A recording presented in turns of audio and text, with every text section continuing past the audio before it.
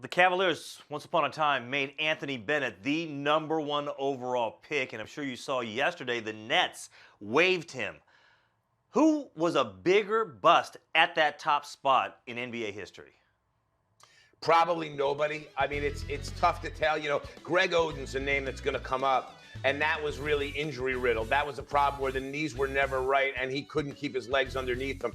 And so it's hard to call Oden a bust of these proportions. But Anthony Bennett did it with he had a shoulder injury when he was drafted, but conditioning's been a huge issue for him, and he hasn't been able to keep himself in condition. He can't defend on an NBA level, where some guys in today's NBA are versatile, can play 4, can play 3. Bennett is caught in that tweener profile of where he's not quick enough to get out on the perimeter and defend threes. But even these days with 4s who are quicker and more athletic, he doesn't handle them well either. He's really a very poor defensive player. It was very hard for any team that's had him to use him, whether it was the Nets, the Raptors, the Cavs. It's been a huge issue. So for Bennett here, I have to look at it and say, as a #1 overall pick in the draft, he's been a huge bust. Now listen, Chris Grant, the former GM of the Cavs, is the one that drafted him. In all fairness to Chris, the reality is there was no consensus #1 that year. It was very hard to pick one out, but you do have some guys that have panned out. Oladipo, Antetokounmpo, that came out of that draft. So it's very tough to kind of justify that pick of Anthony Bennett, who now ends up is probably not going to get another chance, and most likely we're going to see him playing in Europe. Yeah, Geltzeiler, I was wondering if he were the 60th pick,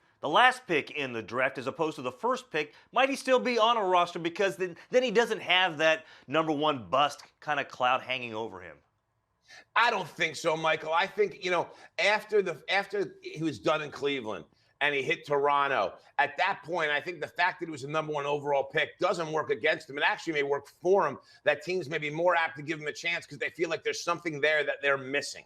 So they got to look a little bit deeper. So I actually don't think that hurt him. I think that helped him. Okay. Because the reality is that, maybe if you didn't see something in him, you thought there was something inside of him because somebody thought so much of him to take him first overall.